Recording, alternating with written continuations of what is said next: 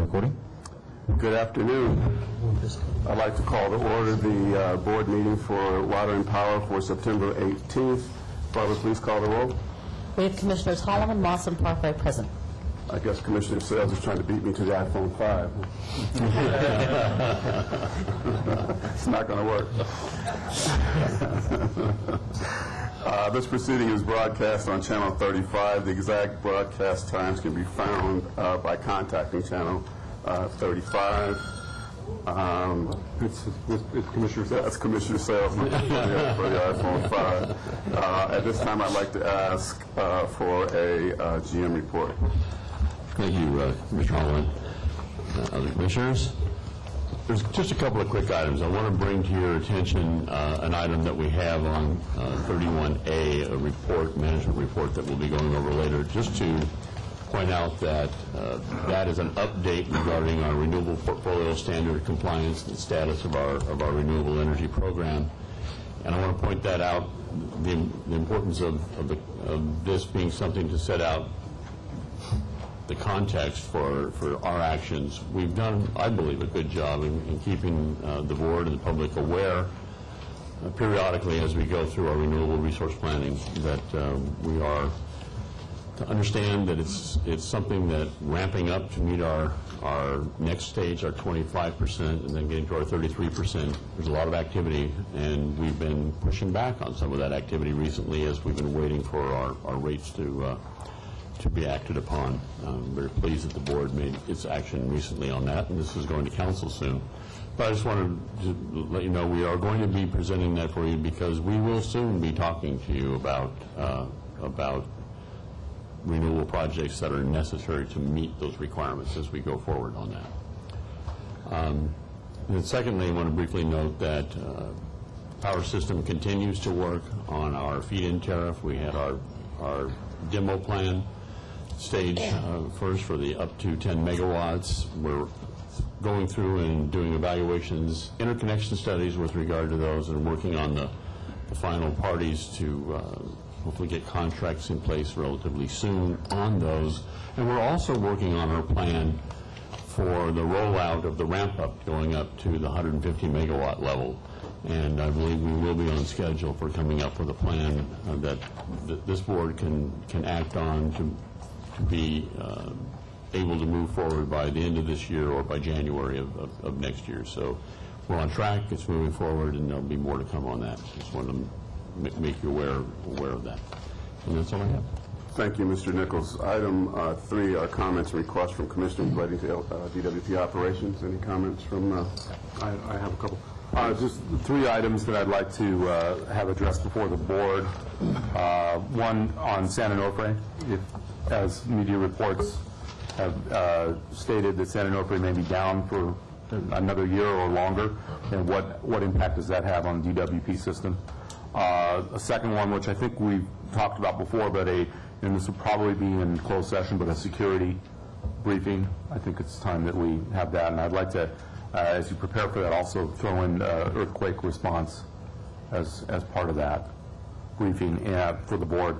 And then finally, a few months back, we had a presentation on surplus real estate, and my recollection was it was sort of an interim report just to bring us up to speed on what's going on, but I'd like to dig into this issue a little bit more, so I'd like to have that brought back to the board at earliest convenience.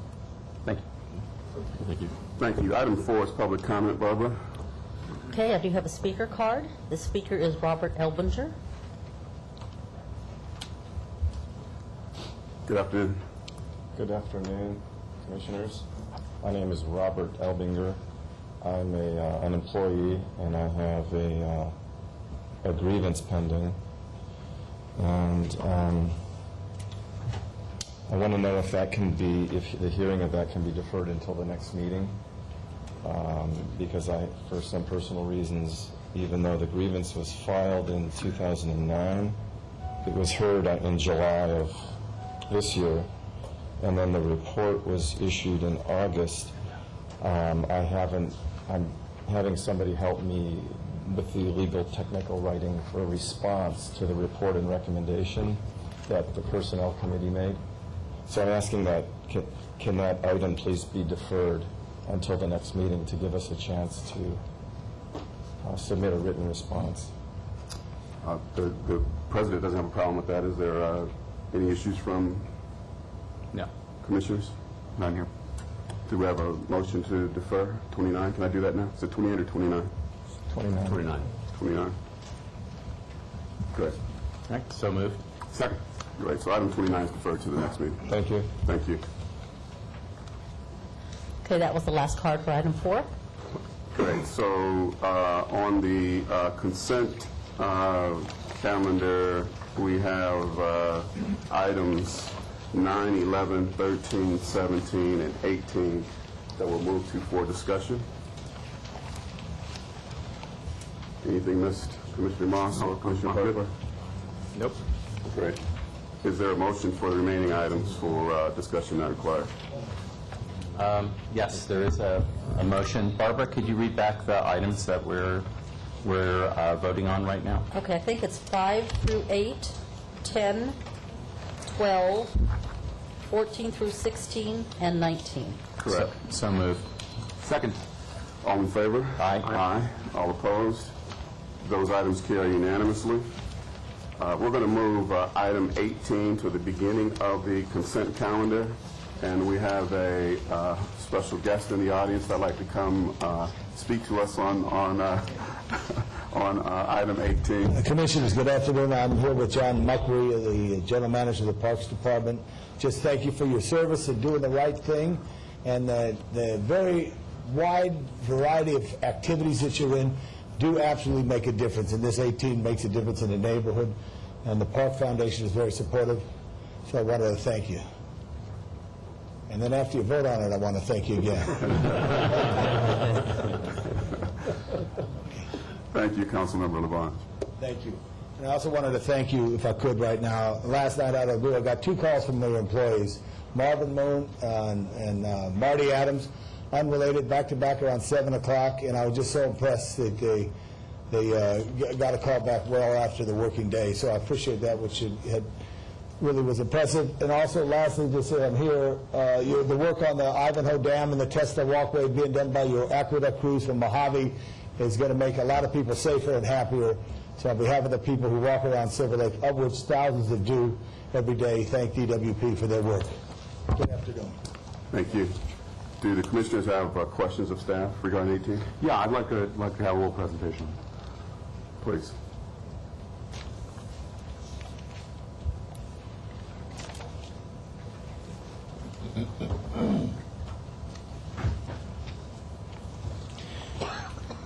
Good afternoon. Marty Adams, Director of Water Operations.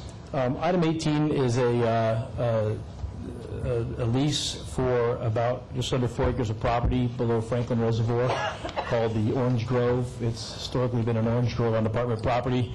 And the property has been in a sort of a increasing state of disrepair for a while because we haven't had the resources or the staff to keep it up as would be befitting in the neighborhood. And we had an offer by the Department of Recreation and Parks, who had a donor who would help to provide funds to maintain the property and restore it so that it continue in department's ownership, but be improved in its nature back to more its original state, and then remain in city's control if we ever needed that property in the future. Maybe allow some entertainment of some passive park type use. And also, because it's an orange grove, enhance the annual harvesting of oranges that are given to local food banks. And so we do spend a certain amount of money on the property every year to maintain. We had an opportunity to defer those costs, have Rec and Parks take over the maintenance of the property and any improvements that were necessary. So this looked like a win-win both for the parks goals, Parks and Recreation Department's goals, and our own goals in terms of the piece of property, and still let it remain in department control for the future. So it's a simple lease agreement by which we would turn over control of this 4 acres to the Department of Recreation and Parks. If the department were to declare it surplus property and put it on the market, what do you think the property would be worth?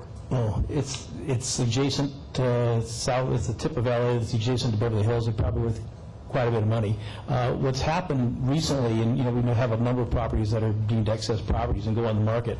In this case, it's part of a parcel that's the reservoir property. It's not an independent parcel. And what we're finding as the water quality improvement projects are taking shape and changing with the changes of how we're addressing the different reservoirs and the change to chloramination, is that there's, in the last 5 to 7 years, a number of new projects have been generated that have used the reservoir properties. So, there may be some time further down the road when we know absolutely that we would not need this property in the future.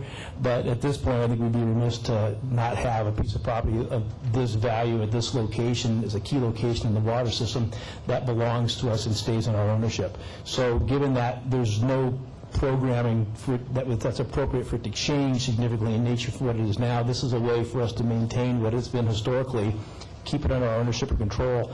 And as we saw with Metropolitan and Jensen and the issue with trying to move ball fields off the Jensen site after many years of lease, if we let this out of our control and something different happens there, the reality is we're never going to have control again. And so we have to make sure that this stays in a way that's consistent and allows for a good present, but doesn't lose opportunities for the future if they happen to change, their needs. In reviewing this item, I was much impressed with it in terms of being able to keep it and improve what its traditional use has been. But one thing I didn't notice, and I might have just missed, does the lease require Department of Parks and Recreation to keep the property in this, for this particular purpose? Yes, and if it would be a violation of the lease if they did anything different with it? Right, they can't do anything different. I mean, as we have a little more opportunities for access, we might provide some trails, might evolve over time, but at this point, it's to maintain the property as it is, restore it. There's been failed irrigation systems, there's a problem with vegetation growth, and to basically get it back to where it should be, but not on the department's dime. And so it's an opportunity to basically relieve ourselves of a maintenance responsibility and still have a well-maintained property. Good. Well, thank you, Mr. Adams. Thank you. And the 5-year call feature gives you the protection you need to be able to pull the property back to the Yes, extent we may need it. because of the planning time frame, we'd have to know. I can't imagine that within 5 years we'd even have a project conceived and ready to build in that time. So it's ample time for us if we actually had a need. Okay, thank you. I'd like to move to approve the item. I have a motion for approval. Second that. And a second. All in favor? Aye. Aye. All opposed? Motion carries unanimously. Thank you, Councilmember Labange. Thank you. You get the first great oranges. We're going to save those for the needy. Item 9. We pulled Commissioner Moss. You have questions of staff, or you want a presentation? Yes. In the briefing, there were there was some, I don't know who's presenting on this. We'll wait for you to get here. Good afternoon, Commissioners. My name is Joe Reynoso. I'm the contract administrator for this contract, 949. Okay. In reading the board briefing, there was some reference to a number of specific or terms and conditions that were objectionable to some of the bidders or prospective bidders. And the reason, that I wanted to draw attention to this is, did you get a sense of what the specific terms and conditions are? And more importantly, have these terms and conditions been objected to in other bids and other specifications that maybe we need to, think through what these terms and conditions are? Yes, specifications 0377, which was to replace 949, was basically looking for a rental of photocopier services with the ability to add and remove equipment as needed with that flexibility. What we found on previous contracts, we did not have any challenges or exceptions to the terms and conditions. Any exceptions would come to the equipment portion of the specifications. However, in this round of bidding, what we found was that the bidders were looking for more of a firm 36-month commitment in a lease-type environment. And therefore, they were taking exceptions to all of the, not all of the, but specific terms and conditions where we wanted the flexibility to add and remove equipment. Okay, so in this instance, the objections were related to the specific type of contract and what the department's goals and objectives were for the Yes, flexibility. Commissioner. That is correct. Okay. All right, I'm satisfied. Thank you. Thank you. Commissioners, questions on this item? No. I'd like to move for approval. I have a motion Second? and a second. All in favor? Aye. Aye. All opposed? 9 carries unanimously. Takes us to item 11. Someone from the department? is going to come up for this one. Thank you.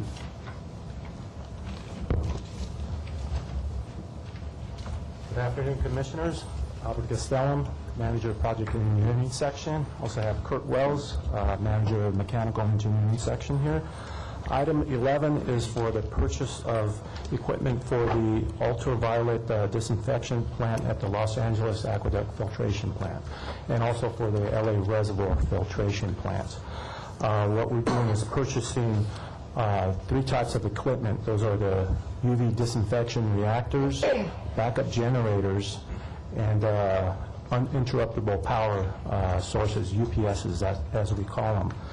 This plant here will ultimately be the second largest UV plant in the world, designed for a high capacity of flow, just about 500 million gallons per day, which is basically the peak flows that we've been seeing and what you see in your report for water system for the July average water consumption. Because of the capacity and the size of reactors, these are 48-inch reactors, 14 in the filtration plant UV site and 14 to 18 for the LA Res site. Because of that and the size, there's only 2 manufacturers worldwide that could manufacture that size of a reactor. And also, the 2 manufacturers themselves incorporate different technologies, the way they perform the UV disinfection. Because of that, because knowing that we would have limited competition that way, what we strive for was to formulate a specification that would incorporate ultimate lowest cost. And the way we did it is we evaluated the capital costs, replacement part costs, and energy costs over 20 years. Each one being a different technology. One has a lower capital cost but a higher energy type cost, and vice versa. So because of that, there were several factors that were used into this formulation. So we were able to utilize what is allowable in having an ultimate cost comparison. And ultimately, Calgon Carbon Corporation had the lowest ultimate cost comparison, a delta of about $725,000 that we're saving over those 20 years. Good. Now, I know that the Calgon initially had some objections to the specification. Have they all been resolved? We responded to their concerns. We've been having an ongoing discussion with them for about a year about the technical decisions as far as the evaluation goes. The other bidder also had, concerns about, wanting, the specifications, written essentially to favor their equipment. We made the technical decisions we thought were in the best interest of the department. We did respond to their comments in their letter. But we had been having an ongoing discussion for at least a year about those issues. Well, I guess more pointedly, if we approve this resolution and let the contract to Calgon, are they going to be able to perform, or are they going to midstream come back to you and say, well, we've got to change this or change that? No, they absolutely do meet the technical requirements. It was more of a discussion about the ultimate cost comparison and how energy was factored into it, and it was about that cost comparison. It wasn't the technical performance. They can meet the specifications. Okay. And why is it that we've gone with a design where there are only 2 companies in the world that can supply the parts? There are other manufacturers that make smaller reactors. Right now we have 14 trains in our first plant, so 14 legs. And anytime you put in smaller reactors, you'd need additional legs. So short of going with 25 trains or something. And we also had to start the construction of the building early. Most of the concrete is already poured for the 14 legs. So we were forced to go with the design of the larger reactor. Correct, because of the Department of Public Health milestones. Okay. All right. And I think we still feel that with the larger size reactor, even with, only two vendors, we still think that this is the lowest cost design. Because when you start adding more legs, more pipes and more valves and everything, it just drives up the cost. So we still think this is probably the least costly alternative. Have a motion on 11? So moved. Second? Moved and seconded. All in favor? Aye. Aye. Thank you. All opposed? Hearing none. 11 carries unanimously. Item 13. I can give you, Commissioner, a brief introduction of what this contract is all about. This isn't... Oh, no, I just had a very specific question. I didn't see a discussion in the board packet of the bids. Maybe, was that given to us, or? Oh, in the folder? Okay. That was my issue with this one. Oh, wow. Big and thick. Okay, that's fine. I'm good. Okay. Move to approve. And a second? Second? All in favor? Aye. All opposed? Hearing none. 13 carries unanimously. Item 17. I'm sorry, item 14? No, 17. 17.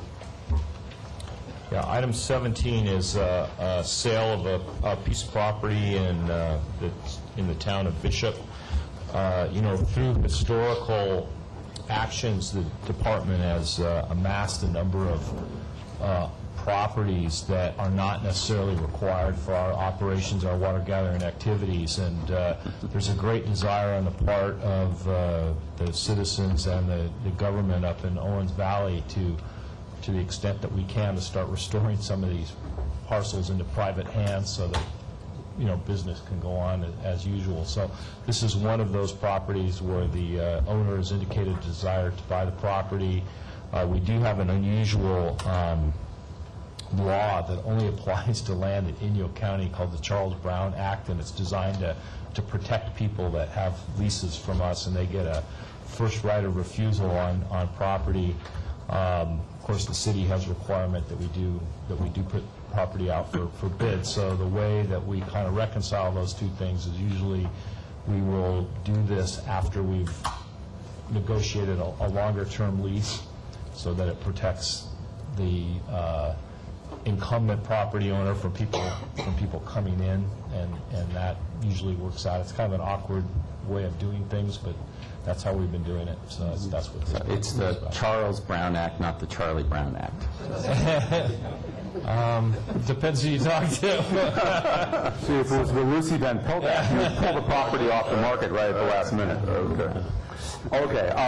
Question on this particular item was in the board briefing, there was some discretion given to the general manager to get a new and different appraisal of the property and then to reset the minimum price.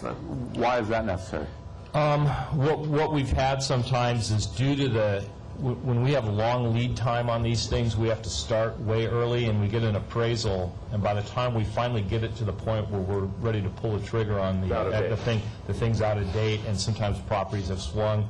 So we've gotten caught by that in the past. So one of the ways, and we've done this in the last couple of transactions, is we've provided for an update of the appraisal, if you will, immediately before we go. All right, that's fine. I'm good. I'll accept that as a motion. Yes, I move for approval.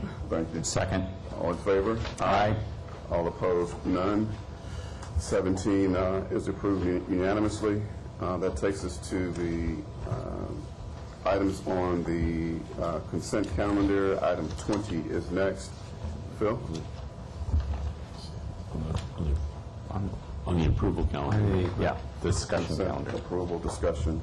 Yes. Take your pick. Item 20. Item 20. Item 20, Commissioners, is requesting your approval for expenditures related to certain water pass-throughs. This is a routine item that we bring every quarter. This would be asking that you approve expenditures for calendar year 2013 for three areas: water quality, DSM and reclaimed, and water security expenditures. Once you've approved those 12-month expenditures, we will use that information to calculate the quarterly pass-throughs that would be in effect for January through March of 2013. This is consistent with the budget for the current fiscal year that you have approved. And despite the fact that we are now not moving ahead with the water rate proposal for July 2013, that matter has no effect on these calculations or these expenditures. So this is a routine item. One thing I would point out is on the second page, we do show how all-in water rates will change with the inclusion of these expenditures. We show full year 2012 water rates for a typical customer is about $39.03, and they would increase for the first quarter of calendar year 2013 to $47.54, and most of that increase is related to the automatic pass-through for purchased water. The changes related to the expenditures in front of you today are very minimal. In fact, the pass-throughs only increase about 2.7 cents per billing unit, so most of the change that I just mentioned is not due to the action that's in front of you today. Questions from commissioners? Commissioner Moss? No, none for me. Move to approve. Second. A motion and a second. All in favor? Aye. Aye. All opposed? Hearing none. 20 carries unanimously. 21. Mr. Adams is going to address this one.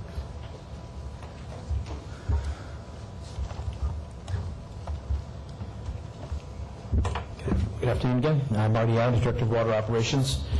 Item 21 is a contract for the purchase of shade balls. And you might recall back in April we had this same item in front of you. And in April we awarded a contract to the low bidder. And then in the ensuing couple of months had issues with the bidder being able to perform, finally ending up in the end of June with the bidder declaring that they would not be able to perform under the contract.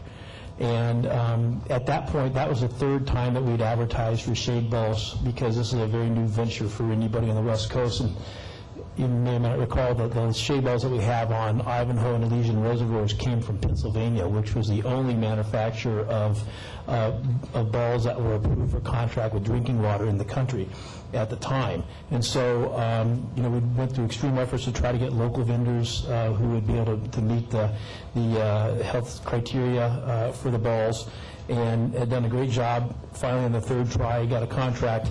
So because of the issues we had with trying to go out again with a new contract, we worked with our purchasing group and determined that we should attempt to award this to the second low bidder. And so what you have in front of you is the same bid that went out. It's a contract with the second low bidder for the shade balls to produce the balls, and these are originally for Upper Stone Canyon and LA Reservoir. At this point in time, because of the delay in getting the balls in the original contract that will be going on LA Reservoir, we're converting the Upper Stone Canyon system to chloramines early in response to water quality issues.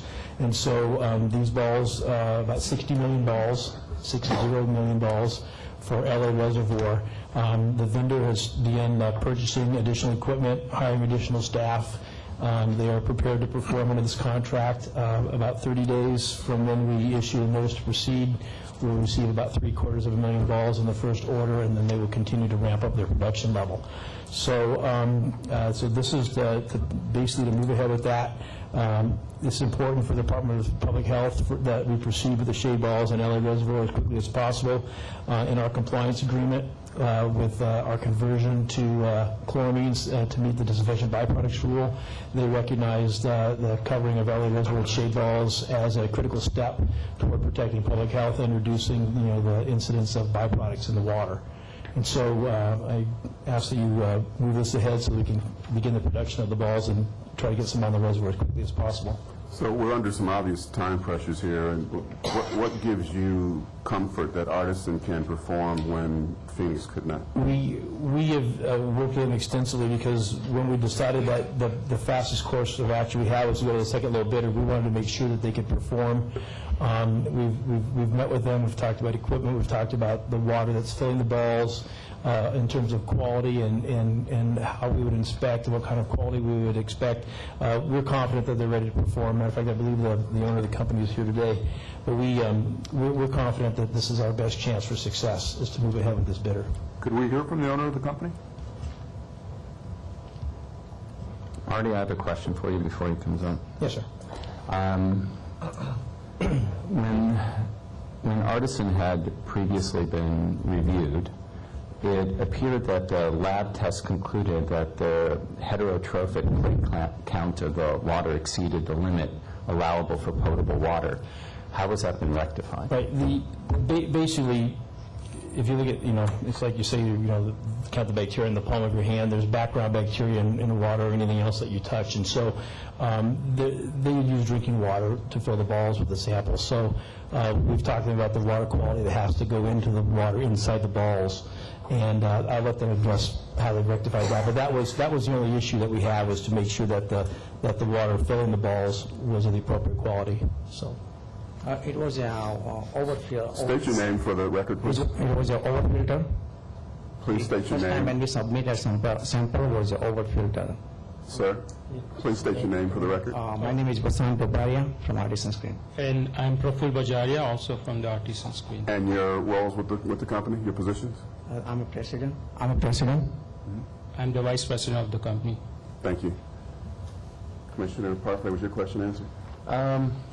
Not sufficiently. So my understanding is that during the initial counts, the water that was used was not appropriately filtered. But going forward with the new balls that have been now retested, that water has been filtered and it met our standard for safe drinking water. No, the new one is not going to be filtered. We're going to just fill the water just coming as from the city water. The problem was the filter before, right? Yes, but the first one was a filter. So we remove the filter, and the water that will go inside the ball now would come from the city water direct line. No, what was happening? You had a dirty filter before that contaminated the water. No, we was using. I'm trying to understand this. Yeah, let me explain. It's counterintuitive. The sample ball, what we submitted the first time, was used as a RO filter system water. It was removing the chlorine. Because of the removing the chlorine, it was like establishing, chlorine is like a bacterial inhibition. So now we're going to use the straight water from the city, not going to be filtered water. So once it's not a filter, there is a chlorine still going to be in the water, and it's going to allow to have inhibitions for the HPC colony. The chlorine residual, essentially you didn't have a chlorine residual off of that, so... Please feel free to come and speak into the microphone and introduce yourself. Sure. My name is Stephen Cole, and actually Jose Berrigan was closely involved from my staff. I'm in Water Operations Division. And Jose worked closely with this company. The issue was essentially they had no chlorine residual, and because of that, that's why we were getting the bacteria count.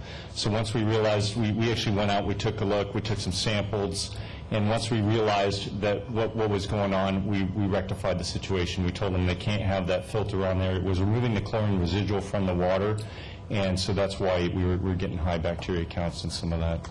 So we've rectified the thing. We had a correct me if I'm wrong, we had another company come out and do the analysis. It was sent to a third-party analysis on that, and so we did rectify the situation. All right, so a little chlorine is good for you. Correct, a little chlorine. It's almost like what happens. I'm just checking. Yeah.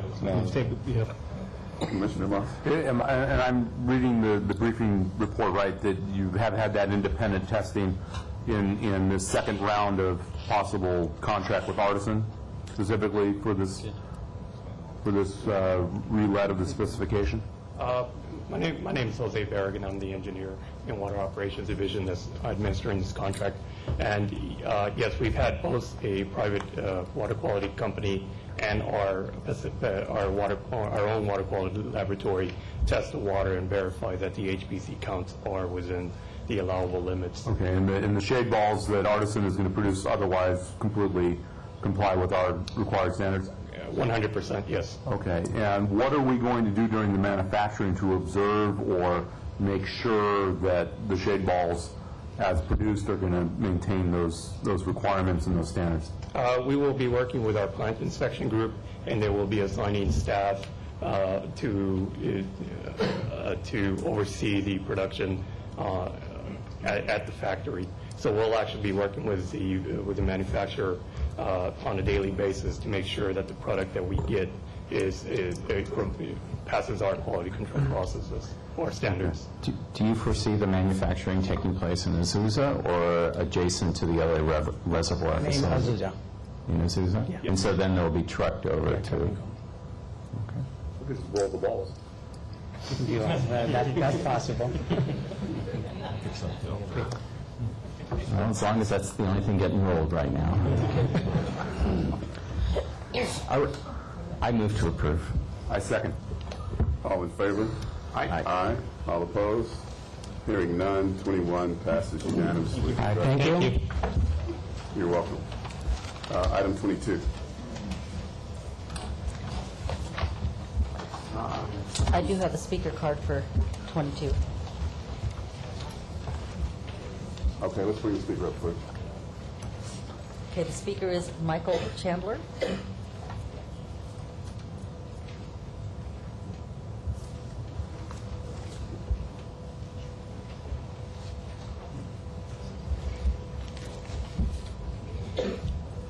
Good afternoon, Commissioners. Good afternoon. My name is Michael Candler. I'm the owner of Keep It Moving Incorporated. I was a successful bidder of Spec 96 of the dump truck contract, which was the previous one to this 371. I'd like to start off with a disagreement with the awarding of the 371 contract. The specification of 371. First of all, I think the bidding of 371 was not fair to all potential local bidders, myself as well. In contract 966, there was no bond required, to which in turn let more small businesses bid on the specification in the competitive bid, would yield the best rates for the LADWP. In some of the previous specs, there were no bonds required, which also resulted in great rates for the LADWP. Now, this spec 371 is requiring a bond. If I'm correct, there were 20 potential bidders on the ERSP system, which were interested in bidding on the project, but by the deadline, there were only 2 potential bidders, which was only able to bid on it. All the other bidders were, including myself, were excluded from the bid by not being able to obtain the bonding. So how is that fair? How is that fair bidding when you got 20 guys that's potentially to do it, and then the other guys can't get the bonding? I proved on contract 966, I proved that the contract can be executed at a very high standard without being in need of a bonding. From the 20 plus potential bidders down to, 20 potential bidders down to 2 bidders, I don't see that as being a fair competitive bidding. It's kind of like a set bid to where the 2 bidders can say, okay, we're going to set this price, and this pretty much is what it is. In which the DWP is not allowed to receive the lowest rate that it may be offered if they had all the other potential bidders involved that were excluded. But now, if the bonding must be in place, I think maybe if they reworded the language in the contract so other people are able to obtain a bond on other small local business enterprises are able to obtain a bond, then it would help out. The next thing, on May 24th, the Board of Commissioners approved Keep It Moving with an extension of the contract 966. It was also approved on 6/22 by the City Council, and one of the questions was, how do we know this rate is going to be better than the upcoming spec 371? Well, it is. The contract 966 with the extension is 6% lower than the than the new 371 coming in. Could you wrap up your remarks, please? Okay. So I just think that in order to save money, you go along with the extension to its entirety in order to save the LADWP on money. Thanks for your comments. Thank you. Who's going to speak on 22 from staff? We'll bring up Mr. Petro. Please introduce yourself. All right, good afternoon, Commissioners. Tom Pasloff, Fleet Services. And Gwen Williams from Supply Chain Services. Specification 371 is for the rental of dump trucks with operators on a fully maintained basis. This is the contract that Commissioner Moss had asked us to report on before every commissioner meeting on its progress. We've completed the renewal process. We have a resolution recommending the approval to L. Curdy Truck and Equipment, and they are a certified local business and the lowest bidder on all groups for this contract. Can you address the question of bonding, and is it the bond requirement typical of this type of contract, and why it's included in this particular Spec 371? Should I talk to the insurance firm? You're required. Okay. The bonding requirement was put in here as a board resolution. I think it was 2008. The board mandated that these types of contracts have a bonding in it. The bonding protects the subcontractors. Generally, the vendors in this are brokers. They don't own a lot of trucks. They don't have a lot of personnel. They're subbing out all this work. So if they default on any of their payments, generally what happens is the subs come back after the department. The department wanted to protect itself, and because this is a $12 million contract, it involves heavy equipment coming on our property, working with our personnel. They wanted some resources to protect the department, and that's why it was included. We did work with the different vendors. We gave them some options. It was included in the board letter. We reduced the bonding requirements from 3 years. They're allowed to renew it every year. That's why this was extended out so long. We did everything we could to work with as many vendors as we can, and we have 2 very qualified vendors that bid, and L. Curdy came through with a low bid. Mr. Moss? Well, I have some issues with this particular specification, which is why I asked you to continually brief us on it. Now, just to clarify, the amendment that we passed to keep it moving, to keep them moving, goes until February 14th of 2013? It's August of 2013. August of 2013. Oh, okay. Yeah, it was 18 months. Okay. The amendment included an additional 6 months and enough funding. Now, I know that the provision of dump trucks is very important for the department. Can we, if we were to not approve this contract today and say go back and let's redo the spec and start this process over from scratch, would we be able to complete that by August of 2013? Gwen, you want to take that one? Yes, we could. Okay. Here's part of the problem. You got a bunch of objections to this specification coming from all over the board. And at the end of the day, I think you only had 2 responsive bidders, correct? Actually, we had 3. 3, okay, 3 responsive bidders. And for a $12 million contract, given that we're talking about a type of contract where there are many players out there, that just doesn't seem like there's a whole lot of competition. I'm not convinced that we've got the best pricing. And in particular, you know, when this first came up, I was concerned about one of the letters of protest from LAC Motor Enterprises that complained about getting their bid in on time using the electronic system. And my commissioners and I disagreed as to what the timing issue was about. But now I see in this more recent board briefing a much more detailed discussion of why it was that particular vendor was late with their response and their difficulties working with the ERSP system. And that was not brought to our attention when we had that discussion the first time. And I find that very troubling, that we were not given the full background. It wasn't that these people were just lethargic and just didn't get it in on time, but they were actually having difficulty managing the system, and they finally were able to get it in, but it was slightly late at that point, and they got bounced from any consideration on the contract. I just don't think that's fair.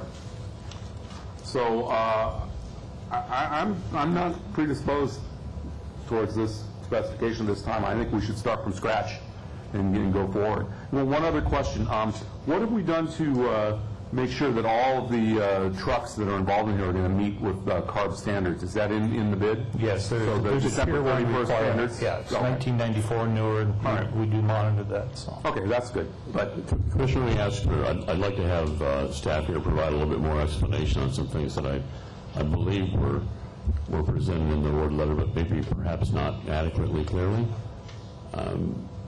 If you could, it's my understanding that with regard to the use of the ERSP, which is our electronic bidding system, that we did indeed hold training sessions specifically for this purpose.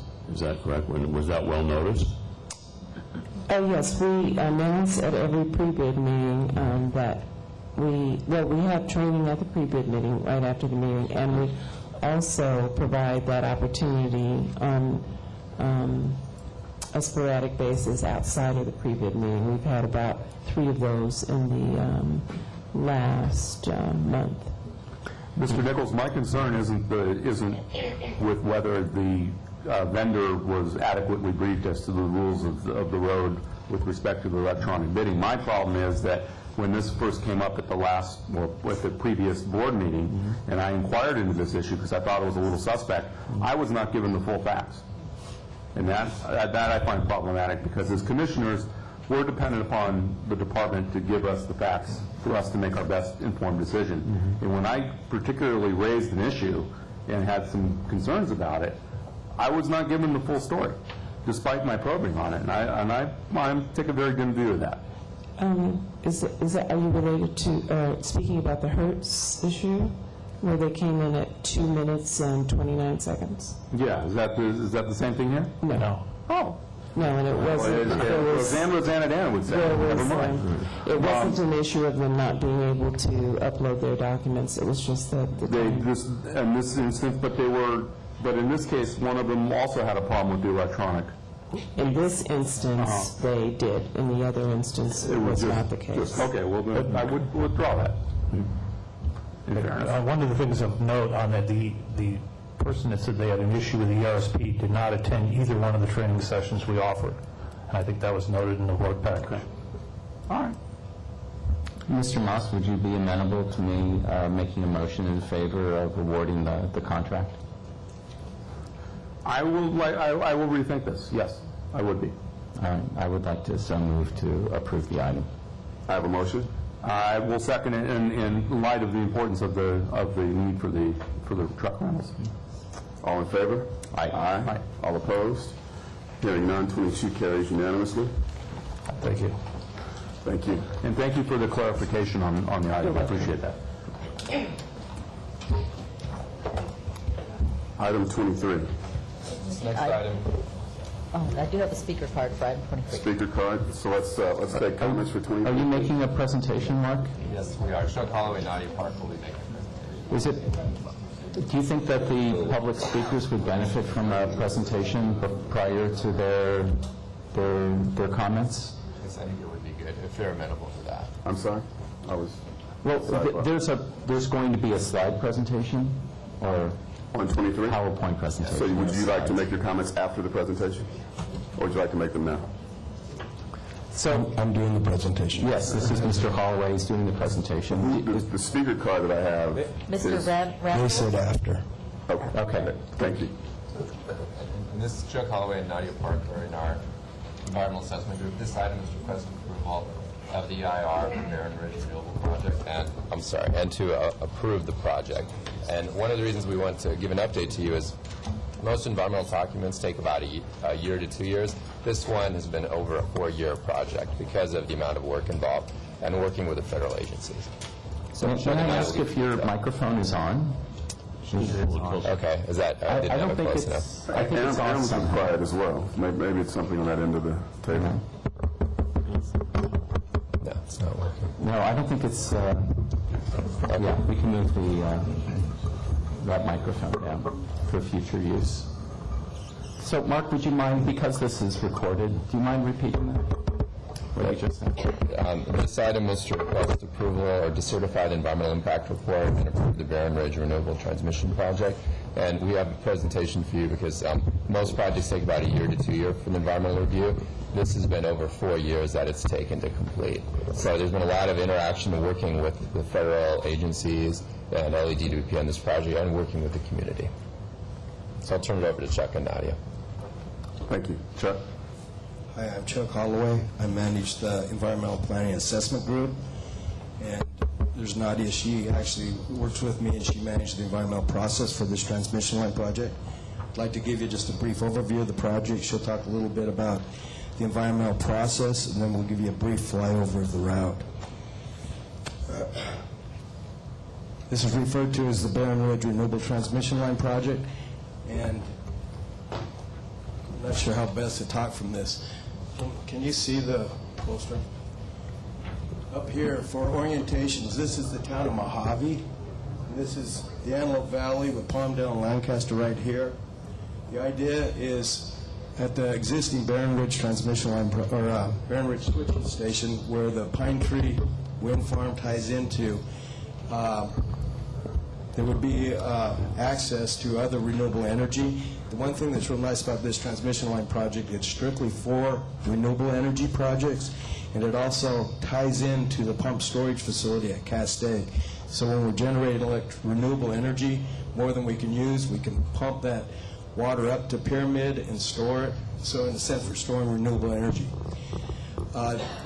There's 5 elements to this project. One would be expanding the existing Barron Ridge transmission line project. There was a need to upgrade the existing line, which is this kind of red and yellow line. We have 2 existing transmission lines. One's a 500 kV DC line coming from the Columbia River Gorge area, and the other one's a 230 kV AC line bringing energy from several hydro plants down along the aqueduct. And if we could upgrade that 230 kV line, that would have helped. But in order to do that, we would have to take the line out of service for a couple of years to put on more modern conductors. And so the planners, our engineers, came to us and said, well, if we put a new line in, and actually the proposal's a double circuit line, get that in service, then we could take the existing line out of service and upgrade that, and then we end up with over 2,200 megawatts of capacity. So that would be, the proposal was to go along the yellow line, and then we, down here, just south of the forest and north of Santa Cruz in unincorporated Los Angeles County, the other element is a new substation that would tie all of these lines together and increase our operational flexibility. At that point, we have the lines coming in from Power Plant 1 and Power Plant 2. We have 3 lines coming in from Castaic, and then we have the 230 kV line, these new 230 kV lines, and the DC line would bypass the station. The other element would be to string conductors from here up to Castaic Power Plant on existing. We have 2 double circuit transmission line towers, and there's a vacant circuit. And so we would put conductors on that vacant place. So the 3 elements, again, expand this station, put a new station here, put in a double circuit tower and line, and then string along to Castaic, and then upgrade the existing line. The other lines you see here is everything's common except the routing of the double circuit line. And so we had to establish a study area to get from A to B. And when you're routing long linear facilities, you look where there are already existing long linear facilities. And so this is where there was a combination of DWP transmission lines and following Edison line over, and then taking a DWP line or going over and following the aqueduct over to about the Gorman area, and then following some existing PG&E and Edison lines along I-5. And so that ended up being kind of the 3 alternatives that we looked at. With that, we'll kind of go over the NEPA and CEQA process. And,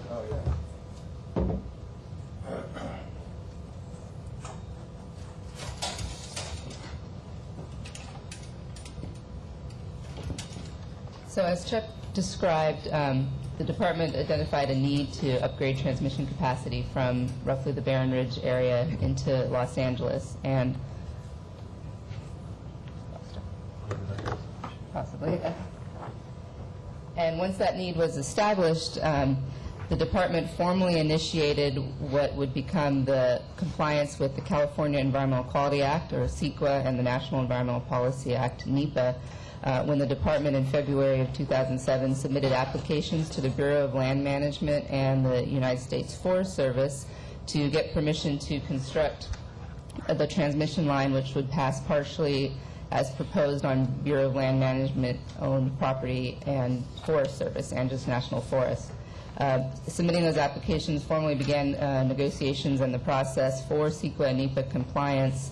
And for the last 4.5 years, we've worked jointly with the Bureau of Land Management and Forest Service to develop a environmental impact report, environmental impact statement, which is required by CEQA and NEPA to analyze environmental impacts of the proposed project.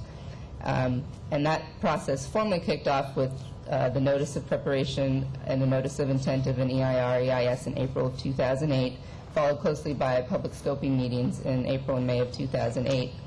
Part of the CEQA and NEPA process is a vigorous analysis of 18 different environmental factors, including input from the public and interested agencies, local government, wildlife agencies.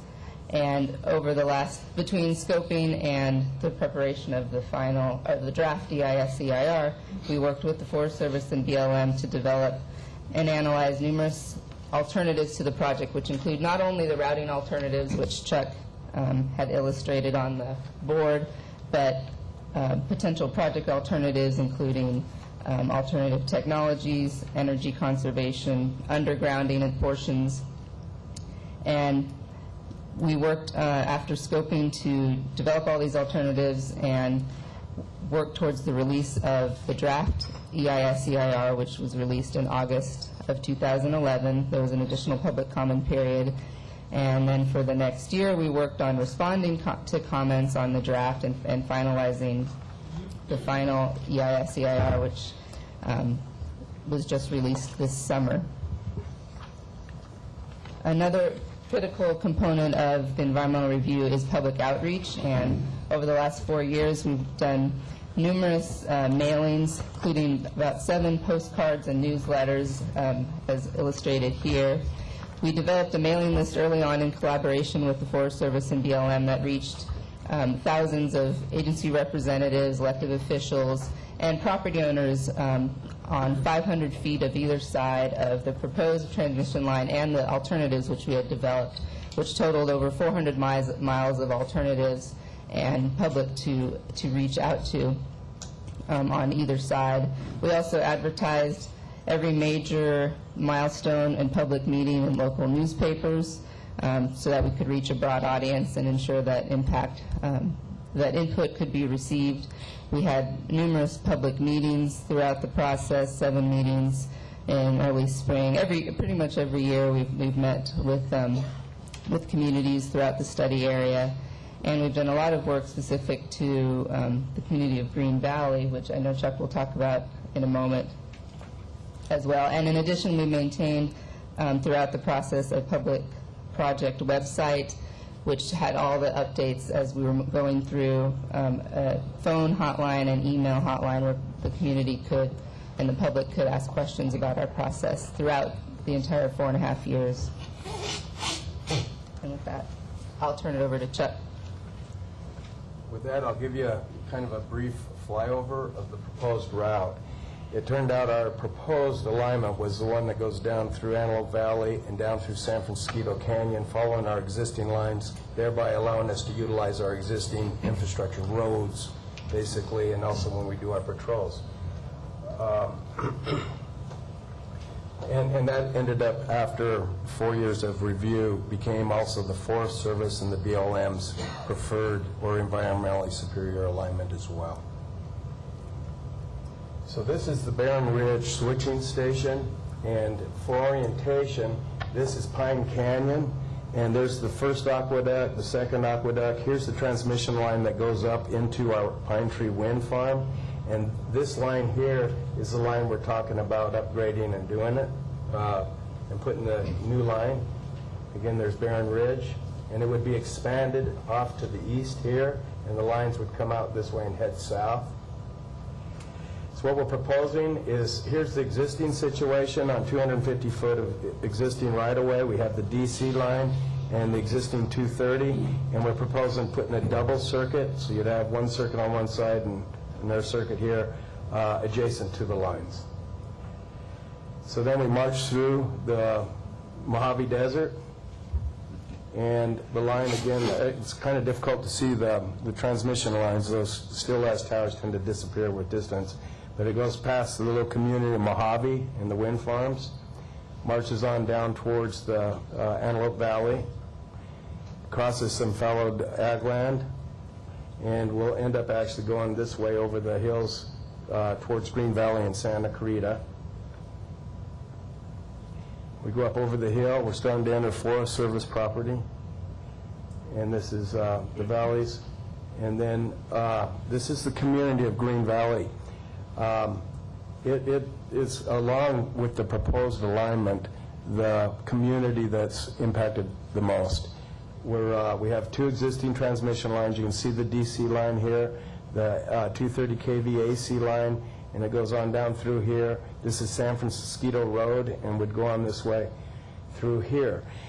We've done a lot of outreach and worked with the community. It's been a really unique and actually enjoyable, for the most part, situation for me, because this community, rather than just not in my backyard, has actually come up and said, hey, have you considered this, or would you look at maybe going through the Elizabeth Tunnel or route around our community, or what can we do together? And it's been back and forth trying to work together.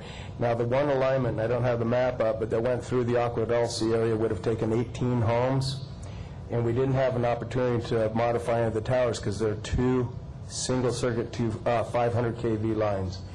Going up over to the Gorman area and down the 5, we wouldn't have taken any homes, but there was a lot of challenges with terrain, the ground stability, cultural resources, and other things like that.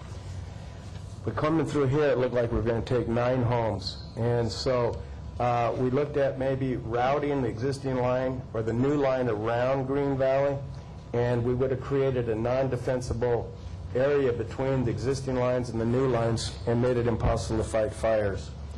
So then we looked at, well, what else could we do? Maybe we could move all of the lines around the whole community.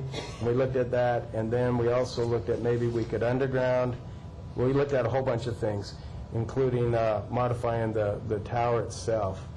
So this is what we did is we had an alignment that went way around the view shed. This is the ridge top, and this is the community, and the blue line's the existing lines.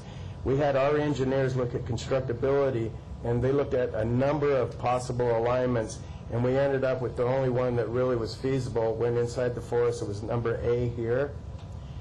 And so we looked at that and did a really comprehensive survey or evaluation of that. And I got them out of order, but out of the 17 environmental factors, these were the ones that we really focused on and did a very comprehensive evaluation. Basically wildfire and fuels, visual resources, biological resources, things like that. We all ended up looking at, and the one we chose as the environmentally preferred, and we would not have to take any homes, is this one here, where we would take out the existing 230 kV line and replace it with a triple circuit 230 kV AC line. We're going up instead of out. We don't have to take any homes. The community was kind of happy that we weren't taking private property, but you know there are some impacts associated with this as well. So basically what I'm saying we're going to do is take out these lines. They wouldn't necessarily be footprint for footprint, but it would not go outside the right-of-way. Probably the biggest impact to the community, and this doesn't show it very well on this scale, but is the visual simulations. And it was taken from, here's Green Valley, it was taken from a road that goes up here towards Bouquet, and looking out here, we looked at going this way and then also triple circuit through here. This is the existing condition, and this, I have a board over there, it probably doesn't do much better, but you can see some lines here if we were to go around the community, and then the triple circuit, you really can't see it there, but anyway, that was one of the things. Not everybody's super happy with it, and I'll try to get through this real fast. It was on the CD that you gave us. We had the chance to review that and look at the visuals of that. Thank you, and I'm rambling now. But we received only 4 comments on the draft, the final EIR. I'd just like to wrap up that EPA sent one. It was basically the feds talking about some cultural resources. Kern County roads, we modified some of our road design. LA County Fire, they are with it. And then one resident from the community, Mr. Hurd, he sent an email to you folks yesterday. We've reviewed it. He was talking about the way we evaluate and the comparison, our community outreach, and the aesthetics, and we believe that we've already responded to the comments and no further responses required. So anyway, from there, let me just wrap up the flyover. It would be going south of Green Valley through Drinkwater. That's down to Drinkwater. And this would be the area for the new switching substation in this area. This is Haskell Canyon. This is Santa Creta. And we would be developing here. And there's that. These are the double circuit towers going to Castaic. They're double circuit. These are full. There's a vacant circuit right here that we would string all the way into Castaic. There's the face of the dam over the hill, and here's Castaic, our dam. This is Elderberry Reservoir, as you know, and then we could use that for pump storage.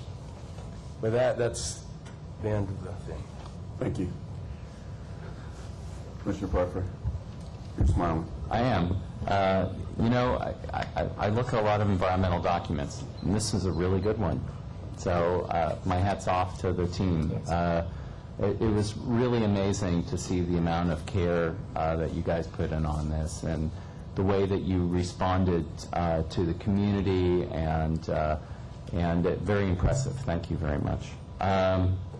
You know, and I was going to ask if you had renderings and simulations associated with how the sightlines would be affected in Green Valley. That was something that obviously is something that we're hearing from, you know, Mr. Hurd, and I have to say, I don't know if he's in the audience or not, but those were very well-crafted, you know, letters, and as well, you know, Chuck, your letter to him was also exceedingly well-crafted, and it's that kind of a congenial kind of relationship that I think makes a really big difference.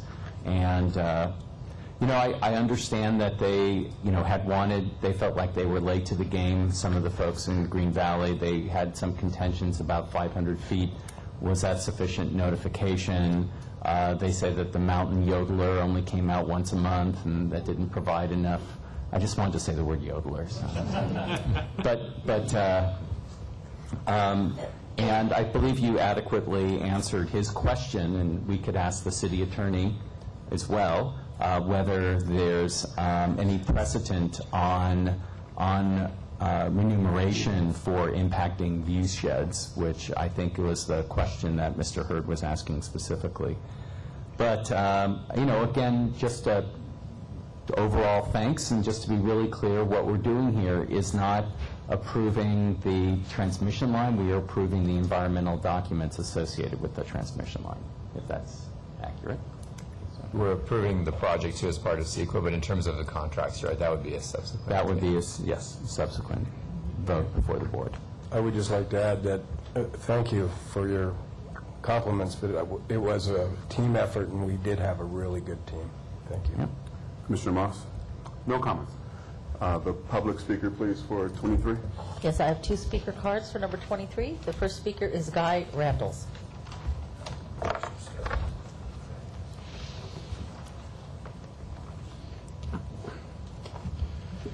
Commissioners, my name is Guy Randalls. I'm a resident of Green Valley. Lived there 29 years. We live in a very unique lifestyle, very country, quite isolated from the big cities of Valencia, Lancaster, Palmdale. For the most part, that is why people have chosen to reside here. Our community is completely surrounded by the Angeles National Forest, and we have a population of a little over 1,000 souls.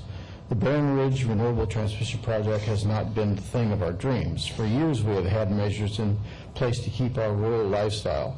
No growth because of natural resources like water. We endure enough blight from the big cities, traffic on our main roads that is like a major freeway, and lights from the same cities that illuminate our dark skies.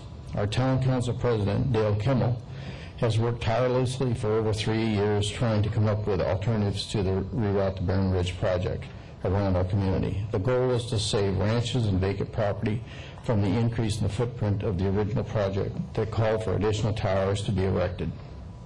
Dale Kimmel researched numerous other options for this project and passed them on to Chuck Holloway and the project team for their review and consideration. These alternatives in the end were all met with resistance from the United States Forest Service. The final route is not what the community wants, but we appreciate everything the team did for our community. Chuck Holloway's team has worked with the community in a very professional and forthright manner, keeping everyone informed and in a timely manner. The new AC lines will be on triple-tier towers that will closely stay in the parameters of the old towers. The community of Green Valley would like to thank Ronald Nichols, General Manager, Aaron Benjamin, Assistant General Manager, Eric Montag, John Dennis, Marvin Moon, Mark Sidlasik, and Chuck Holloway, Nadia Parker, Associate, and Jim Jensen of Power Engineers. Thank you very much. Thank you. Number 2. The next speaker is Linda Romney.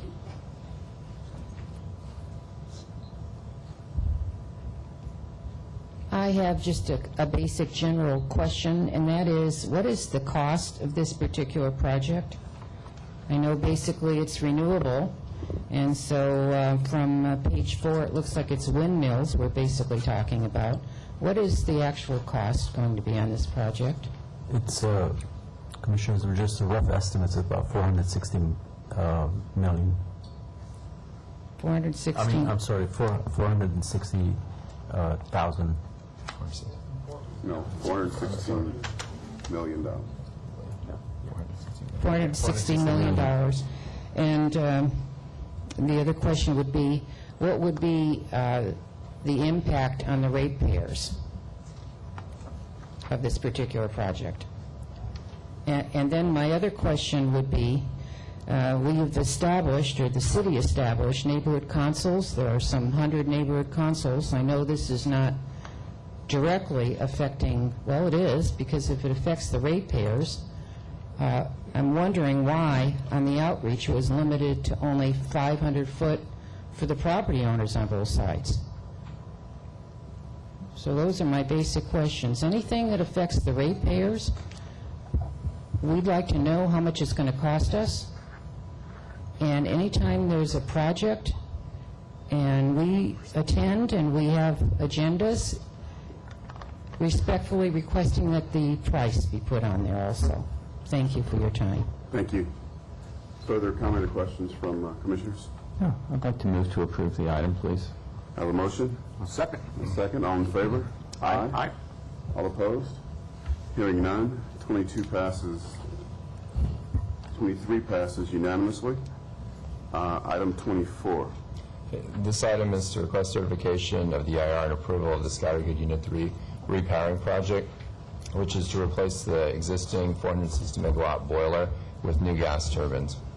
And by completing this project, we'll be moving forward with complying with our once-through cooling requirements and to comply with the settlement agreement with South Coast Air Quality Management District, which means we have to have the project done by December 2015.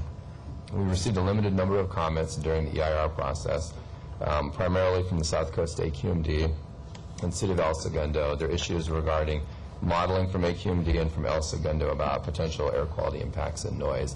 As a result of their input, we did make some minor modifications to the mitigation measures.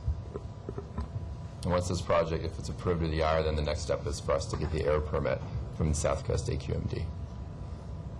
Mr. Parfait. Yeah, thank you.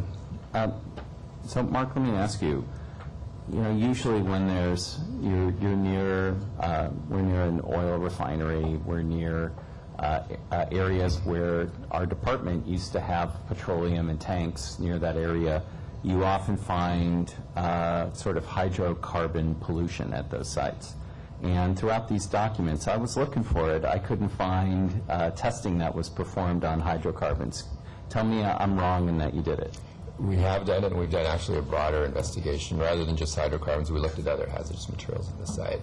So when construction begins, we'll have a good site assessment to work off of. And because I know that DTSC and other agencies have been, putting out a lot of new regs associated with, vapor intrusion and active soil gas investigation and all that other good stuff. And I just want to make sure that our workers are safe when we do this new construction. Yes, we will make sure. Okay. Were there public meetings held for this? There was one public meeting, one or two during the public comment period with the community. And then there was actually a follow-up meeting where our project office met with the City of El Segundo Council and gave them an update of the project. And I also noticed that there were some comments from one of the groups that was asking for stormwater to be held on site and then moved over to the neighboring Hyperion facility. And the comment I saw on that comment was that there wasn't plans at the current time to do stormwater capture. It's my understanding that in the city of LA, there is something called low-impact development that mandates that there has to be stormwater held on site and then treated. So help me understand that. For this project, and possibly if we need to, Nazi could cover a little more, but I think it was the feasibility part was quite a bit of it in terms of what could we do for stormwater capture at that location. I don't know if that's a sufficient answer. I know that there's a city rule that is low-impact development that we have to hold stormwater on site. And the environmental documents provided to us did not say that we were holding the stormwater on site nor releasing it to the neighboring facility. I really want to approve this, but I want to make sure that it's a strong document. Okay. Yeah, we do get permit for discharge, and if we don't have, those Baker tanks that we've asked for approval, and we use them for any stormwater or any excess water that we cannot discharge to the system based on the permit that we get, and we hold that and we purify it, and then we comply with the permit requirements. So that, I don't think this is any different than that process. Nazi Batashi Engineering Services. As far as the storm water, we have an NPDES permit to discharge to the ocean right now, and that's what we're doing. So how does that interact with the low-impact development ordinance that was passed by City Council last year, that this department actually championed? So basically, we have not looked at that. Oh, okay. May I strongly recommend that we look and see about complying with the low-impact development ordinance passed by the city? We'll definitely look into it. All right. And last, I noticed that there was some discussion about using diesel equipment for the construction. It's my understanding that at our sister agency at LAWA, when they've been doing construction at LAX, they've been able to use CNG-operated equipment to reduce their sort of air pollution and as well as reduce their greenhouse gas emissions.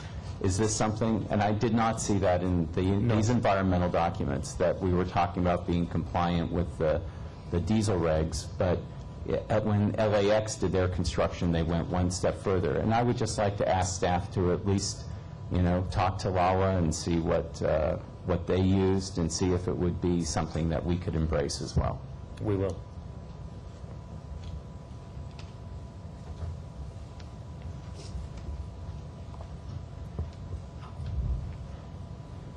So we'll move to approve. I do have speaker cards for this item. Speaker cards? All right. That's it for my questions. The speaker is Linda Romney.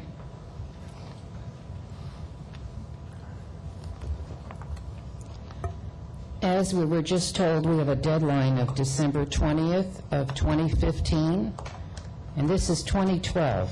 We've got 3 years. Why is this being passed through on such a fast track?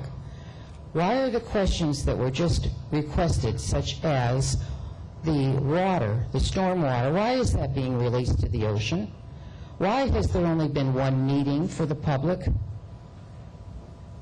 We should not be passing items without them being correctly presented. And these items, even though they say they're going to look into them, they're not included. And they should be included in this project. The other question is, how much money is this going to cost? Anybody know what the cost of this project is? And how much is the ratepayers going to be asked to come up with in addition for this particular project? We do have. The cost is in the actual contract, or in the board letter, so. Yes. Okay, but the rest of us don't get a board letter. We're working off of an agenda. And my question is, for the public, for what we use as quote-unquote transparency, can there not be added to the agenda the actual cost of the project and also include the actual amount to your ratepayers? This is critical. And I don't understand why this item is not being deferred. We've got 3 years on it until the criteria is proper. Which, if you're taking the ordinance that the city passed, which you brought forward, and is not included in this, why don't we wait until it is included? Thank you. Thank you. Further comments or questions from commissioners? Just for the record, Aaron, what happens if we have a delay of 6 months to a year on this project? We can't have a delay. We have an obligation to get this unit repowered by December of 2015, so we're... How long does it take to build a unit like this? This is a long time. We have to demo, we have to do shuffling in the units. We have to demo, make the space for the new turbines, and we have to do a lot of separation of the systems, to get it ready. So we are on a tight schedule to meet the deadline. So we're looking at 18 months to 2 years just for the construction of this. And once this facility is built, this can save the ratepayers a tremendous amount of money, considering the greater efficiencies of the new unit. It is a reliability issue and also efficiency of the units, and it is a critical part of our power system. Even though that's actually not what we're discussing right now, what we're discussing is the environmental impact report that we're open to us to approve. It's not the merits or demerits of the project, it's the EIR. Right. Thank you. Mr. Nichols? Yes, Commissioners, there have been some questions on the last couple of items that have been raised with respect to the cost of these projects and why aren't rate effects being addressed as part of this, and why is this just coming up now? We have an overall integrated resource plan. In fact, we update it every year. There is no other utility I'm aware of in the entire United States that updates its integrated resource plan every year. We update those plans. We include in that the projects associated with it.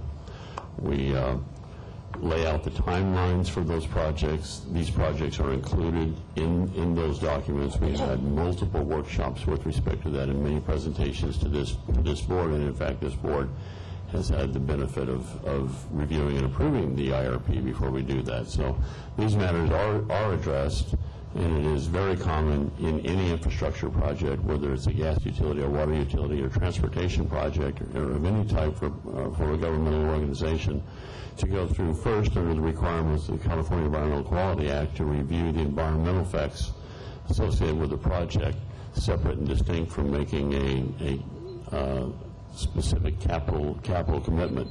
That said, the combination of our integrated resource plans, our discussions of these projects before this commission in public session several times, and our efforts to separately discuss in the IRPs and the environmental reports. We've covered these projects from both technical, economic, and environmental perspectives on several occasions. It's not normal at all to try to capture all of those items in an environmental impact report, and it's the environmental considerations that you're being asked to address here today.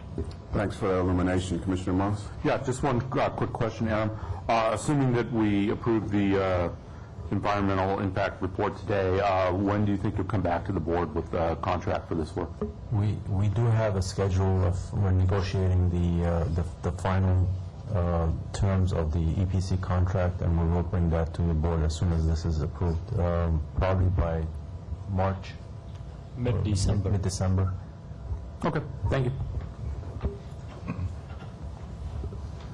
Further comments or questions from commissioners? Move to approve. Thank you. Second. I have a motion and a second. All in favor? Aye. Aye. Aye. Opposed?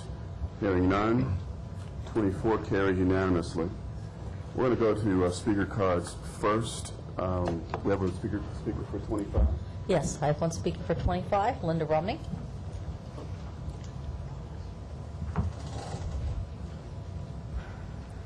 And again, I have the same question.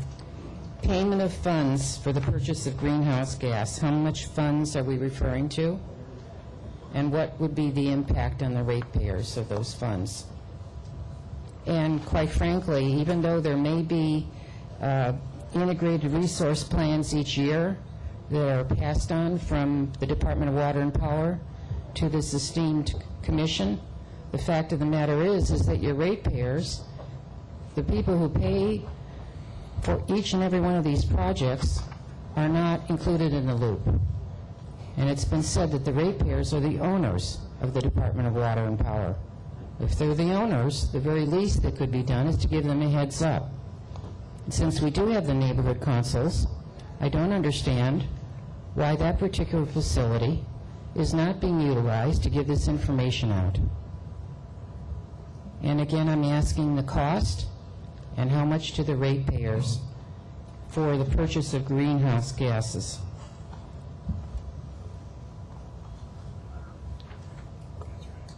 Anyone from staff presenting on 25? I can give an update on this one. This is for allowing us to, assuming you approve it, to purchase greenhouse gas allowances directly from their resources board in their quarterly auction. The cap and trade program begins January 2013. The first auction would be November of this year. So, and then on a quarterly basis, we could purchase those allowances. Mark, could you point out just to the commissioners the cost item that's in the board letter? Yes, for fiscal year 2012 and 2013, the budgeted cost is $2 million. And for 2013, 2014, it's $3.6 million. Commissioner Moss? Yes. For the record, Mark, would you just tell us in, most simple lay terms, what are cap and trade, why would we want to spend $2 million or up to $2 million in buying allowances? What do the allowances do for us as a department? And why do you think it's a good idea to give the department the flexibility to purchase allowances? Okay, for this item, cap and trade refers to Assembly Bill 32 that was passed in 2006. And essentially, the state of California, as a state in aggregate, is on target to reduce overall emissions by 2020 to 1990 levels. And there's a number of command and control measures. On top of that is cap and trade. And the electric utility sector, the industrial sector, and transportation sector are part of that. And the Resources Board did was provide an allocation to the electric utilities. And for us, as a publicly owned utility, we have about 13.6 million metric tons for next year. We have the ability to take our allowances and put it into a compliance account where it's just for our needs. This item here will allow us to buy allowances to support wholesale sales outside of DWP, and if we're short for whatever reason due to running units more than we'd expect to buy those allowances. So essentially, this is a relatively small number compared to what the total amount of allowances are that we need. Would it be fair to say that the ability to buy allowances will ensure that DWP will remain in compliance of AB 32 on a going forward basis, and also give us the flexibility potentially in a secondary market to sell some of the rights that we have to maybe even earn some money for DWP? Well, I think the first one I could answer is that this would, that is a part, is for every year we have to surrender the allowances equivalent to our emissions. So this would give us the ability, rather than just a secondary market, to buy directly from the Resources Board. For this point, I don't know in terms of what we could sell, because we have about what we need for emissions, so there's not going to be many extra allowances. But it is a scheme to keep us in compliance with the law. This will keep us in compliance. Thank you. Just a quick question, Mark. I'm looking at the board resolution, and it reads, now therefore be it resolved that the chief accounting employee of LADWP, upon proper certification, is authorized and directed to draw demands upon the Power Revenue Fund and payment of fees to CARB associated with the procurement of GHG allowances. And I just want to be clear that there may be a need for some flexibility to purchase offsets. And do you feel that, as it's currently written, that we have that latitude? And I would like a determination by legal staff potentially on this as well. And I could actually address that. This one will only allow us to buy from the Resources Board, but there is another contract that you approved about a year ago to allow us to buy emission reduction credits in general for PM10, volatile organics, and that has offsets in there. So that we would buy separate from this resolution. All right, thank you. If necessary. If necessary, if deemed appropriate. I just want to give us the flexibility to go in that direction if need be. Yes, we will have that ability. All right. In that event, I would move to approve this item. Thank you. Is there a second? Yes, there is. All in favor? Aye. Aye. All opposed? Hearing none, 25 carries unanimously. We have a speaker card on 26. Yes, the speaker is Linda Romney.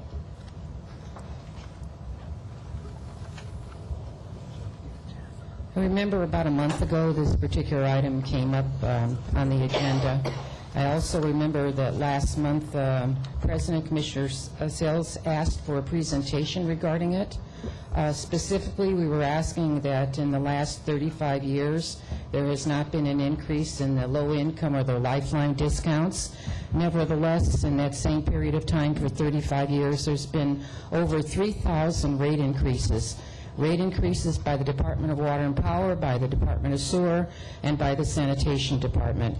One such item that severely struck your low income and your lifeline people, which is your disabled and your senior citizens, is the $50 mandatory fee for sanitation pickup.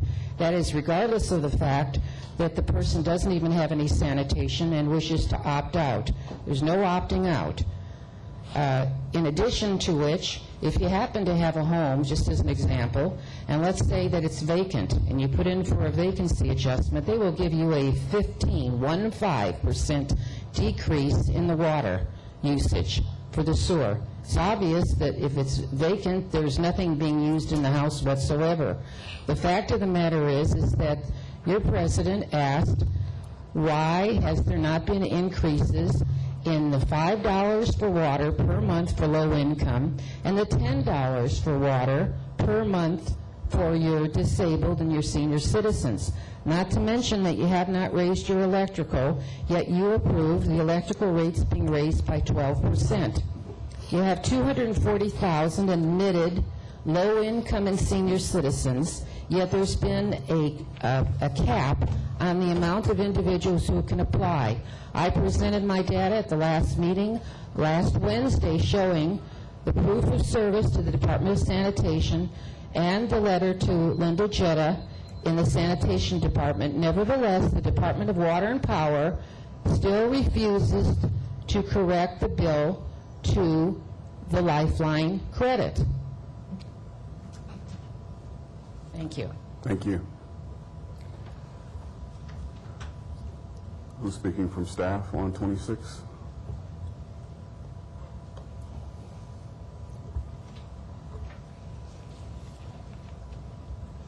Good afternoon.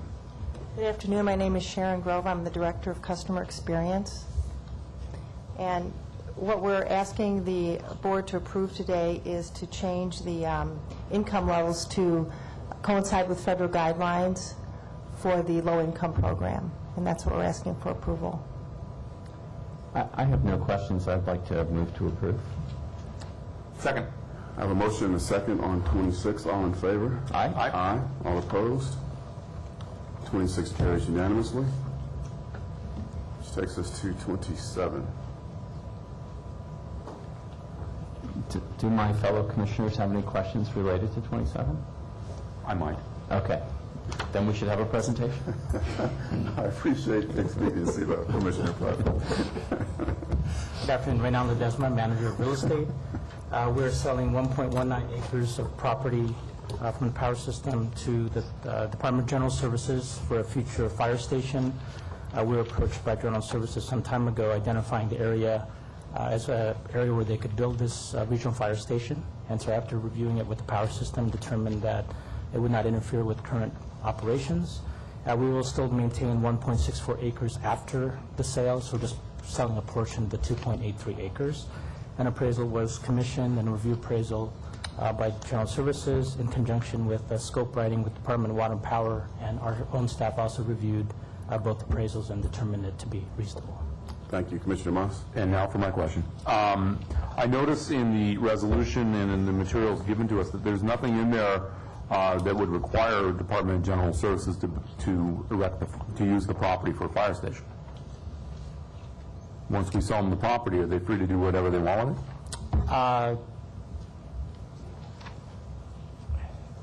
I guess yes, except that all the discussions we've had concerning this, the meetings we've had with the bond folks from Prop F, the CLA's office, the CEO's office, has been only about the fire station.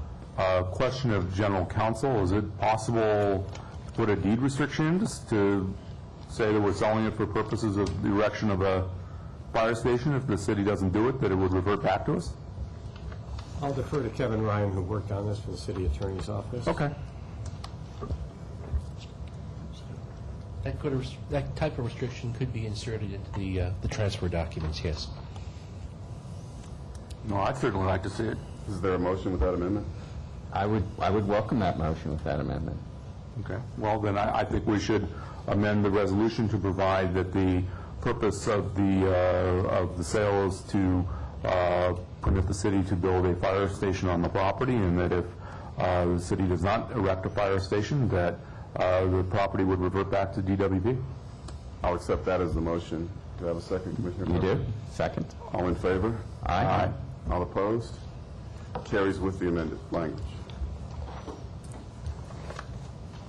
Item 28 is grievance.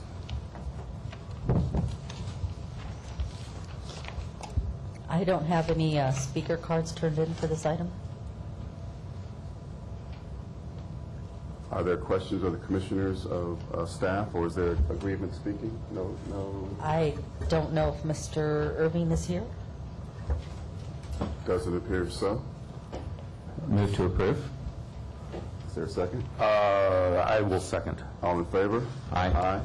28 carries unanimously. 29 has been deferred. Are there questions from the commissioners on filed items? I'm afraid so. Thank you. So, if I may, first of all, I would like to ask regarding the Power System Monthly Report. I know that we're looking at July, and now we're into September. So, the July report had mentioned progress at the Pine Tree, and I'd like to ask on how the development of the solar development there is coming along. It's developing very well, and the progress we're on schedule. We're headed to sometime in November, to complete and commission the 10 megawatts of solar there. I'm pleased to hear that. Thank you. My next question is related to the water system, and I noticed that our water use in July of 2012 is higher than that of July of 2011. Now, I know that we've had some, higher temperatures, and I'm glad to see there's actually a lot more industrial and commercial use, which I'm hoping is a bellwether for our local economy.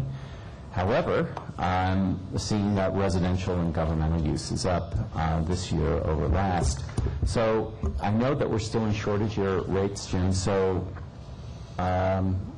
do you think that we need to get the word out that people need to conserve more, or what steps are you taking to ensure that we use less water this year? Well, Commissioner, I think I've reported in the past that one of the things we were able to do starting in the new fiscal year was restore some of our water conservation incentive programs, our rebates that had been put on hold while we were waiting for our financial situation to straighten out. So that probably hasn't totally been reflected in these.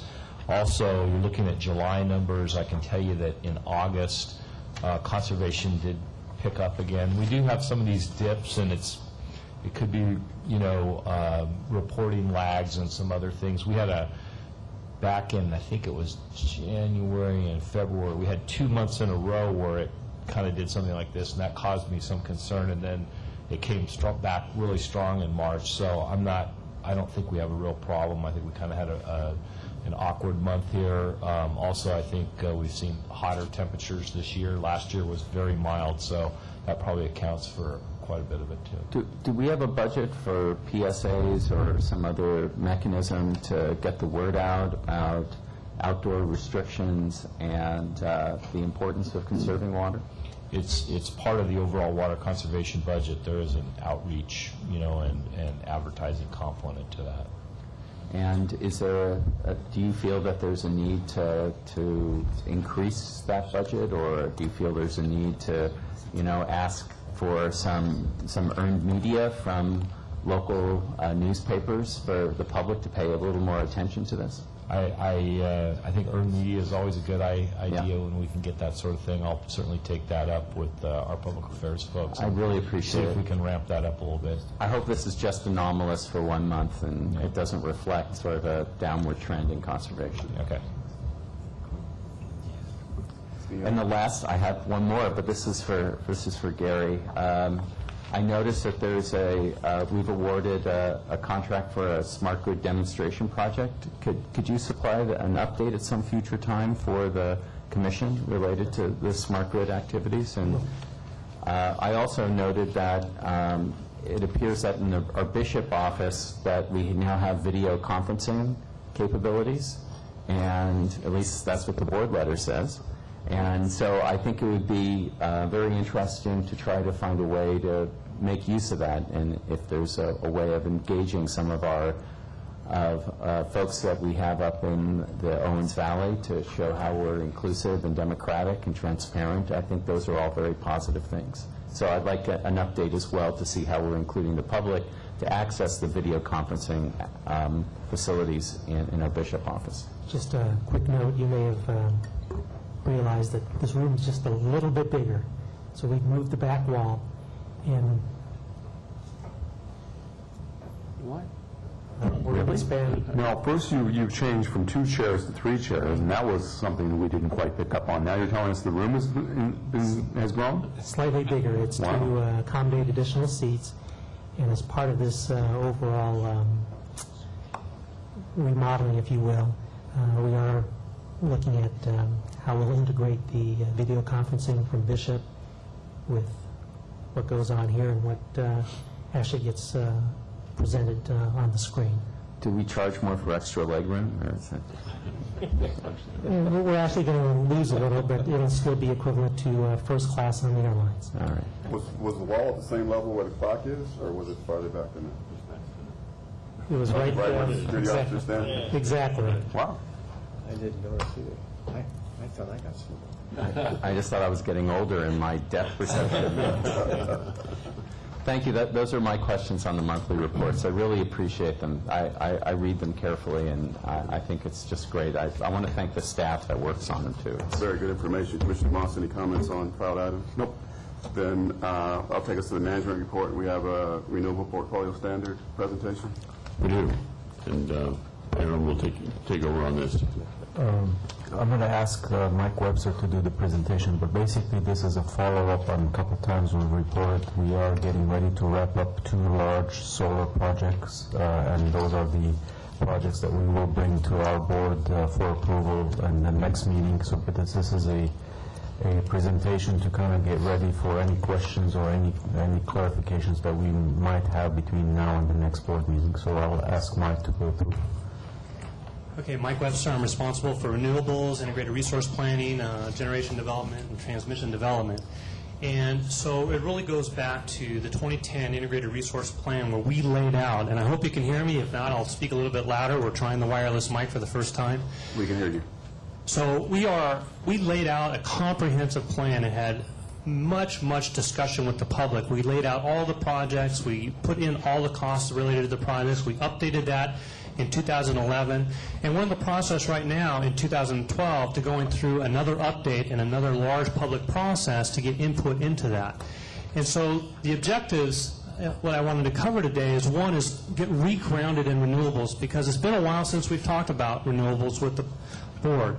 So we want to get re-grounded. We also want to look at what are the requirements of some of the mandates and how are we doing in relation to those mandates. We also want to describe today a little bit of the filtering process as we go through project selection and what we decide to bring to the board. And so if you look at a little bit of our history and our tremendous transmission reach, is that in 2005, when we really embarked on our renewables program, the Pacific DC was the most logical transmission line to use because it took us to wind in the Pacific Northwest and the Columbia River Gorge. Wind in 2005 was the most advanced renewable and utility scale renewable available to us. And so we purchased about 600 megawatts, which we bring down this transmission line, fully utilizing that line to bring into Southern California.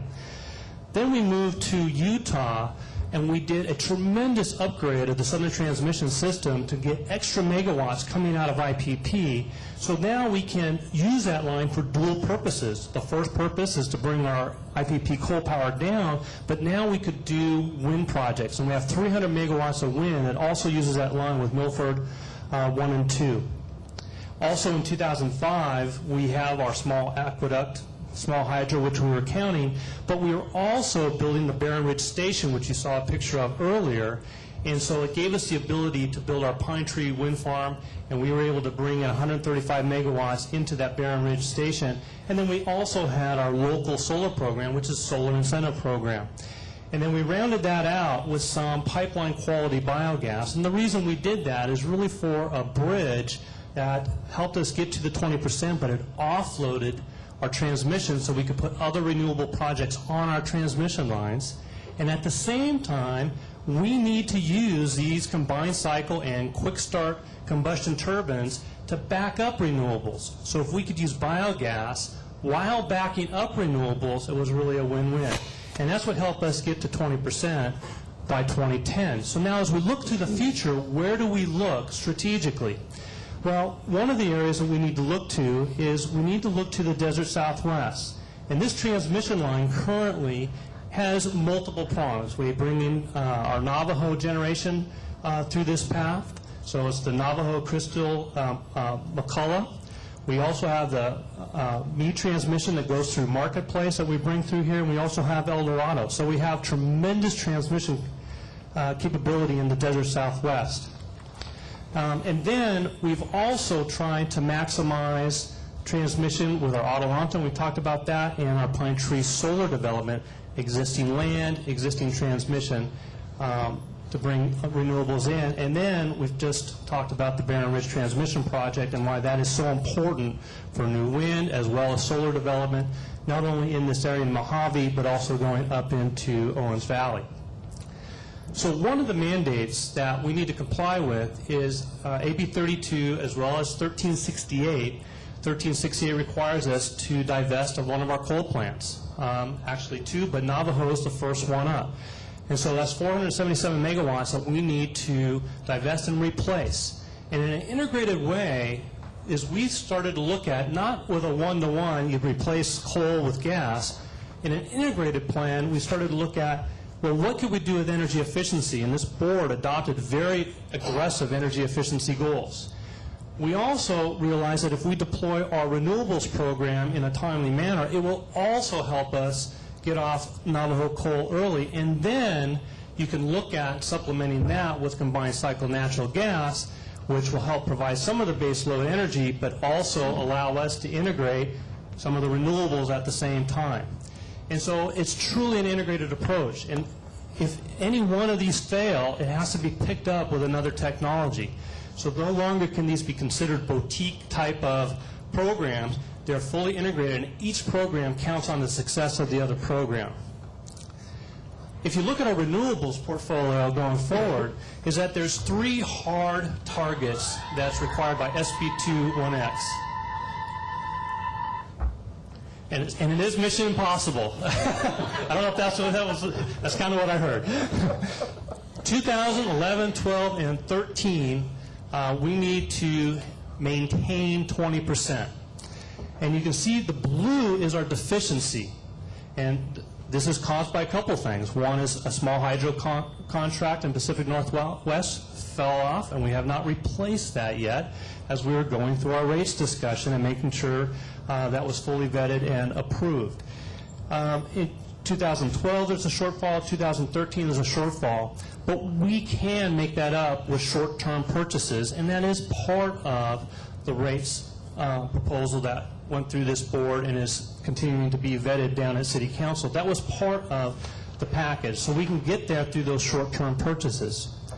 The next hard target is 2016. We need to be 25% delivered energy in 2016. 2014, 2015 are milestones that staff developed to kind of keep us on target and keep us moving, but that 25% is critical. And you can see it's a tremendous deficiency. It's basically a 7% deficiency that we need to make up in 2016. And so that's our target, and that's where our primary focus is. And then the third hard target is 33% in 2020. And so while this seems a long time away, the reality is, due to the work necessary to procure equipment, to construct, to get all the infrastructure in place and actually hook on renewable projects, 2016 to me is literally tomorrow. It's going to take us 3 years to get there. So the actions that we're going to recommend are going to be coming this year and early next year to make sure that we will absolutely hit that 25% in 2016. So this is a makeup. May I ask a question about that last slide? Absolutely. Okay.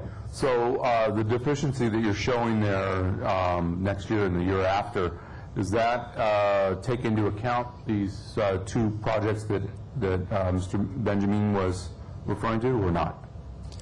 Is that included in the planned planned under construction, or not? No, the ones we're going to talk about a little bit today are here. Yeah. Okay. Because the projects he was referring to, the larger projects, don't start delivering until about 2014, 2015, and then full delivery in 2016. So currently, there's one project we're working on that will deliver potentially at the end of 2013, and the rest of them will be short-term purchases. And you're going to see all of those projects over the next 3 to 4 months. So this is our renewable makeup, and you can see that in 2012, green is wind. We have small hydro, green wind. We have some of the older biogas contracts and some purchases that we just talked about. Heavy wind portfolio. And as you look at the integrated resource planning, you look at the reliability of the system, it makes sense for it to really diversify our technologies and get to a more balanced portfolio. So as you see, as we march towards 2020, we're going to fill in with additional solar and geothermal. And this will help balance our portfolio out from a reliability perspective, a risk perspective as far as delivery of renewable energy. And that's part of our strategy, is balance our portfolio.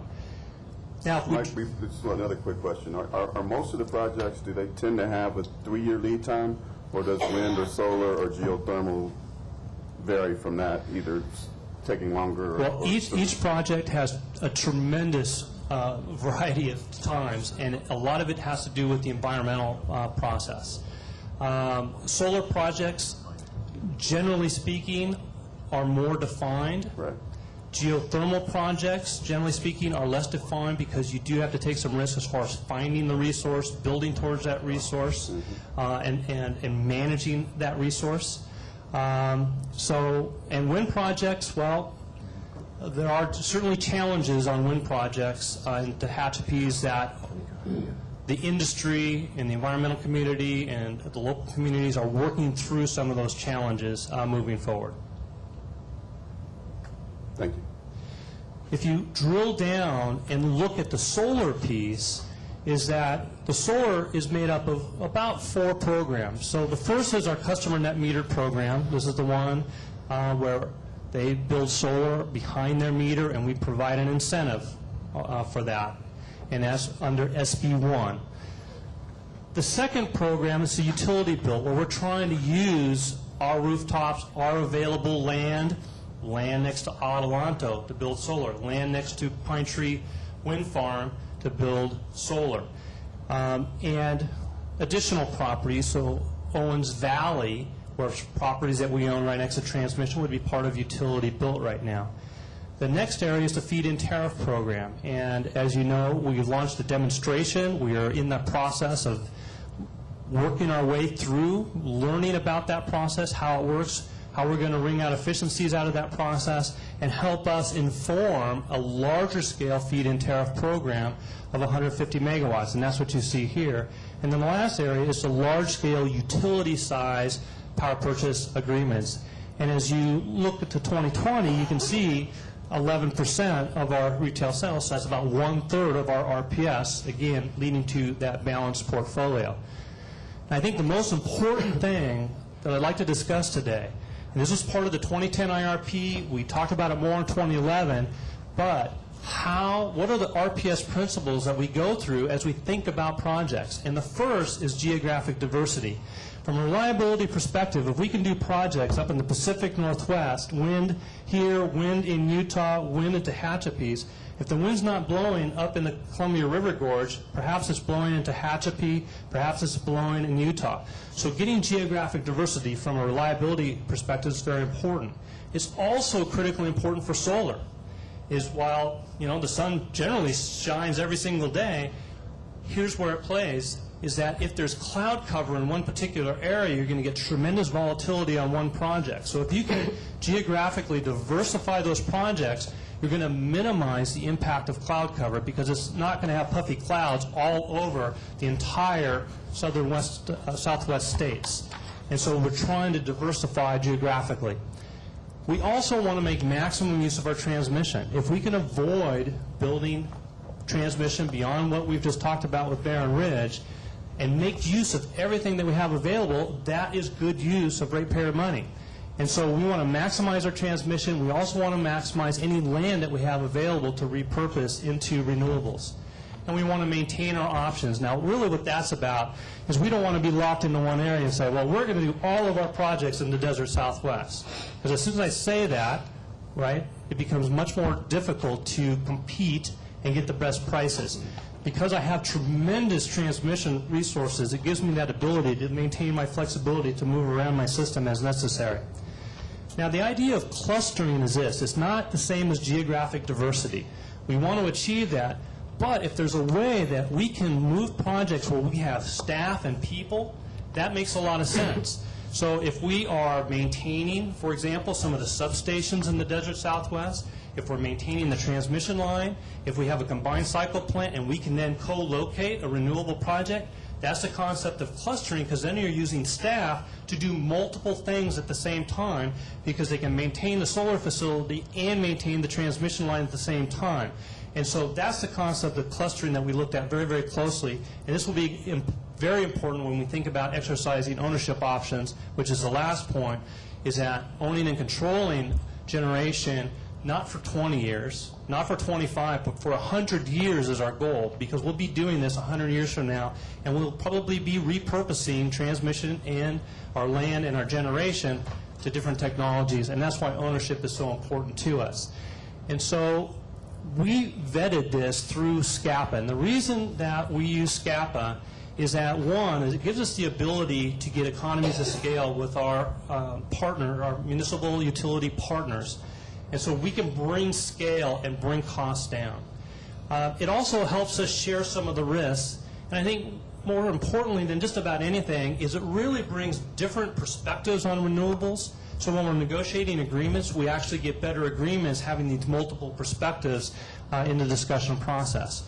And so at SCAPA in 2011, we opened up an RFP, and this is an open RFP. These aren't stale from 2011. We get proposals coming in all the time, and we get proposals refreshed all the time.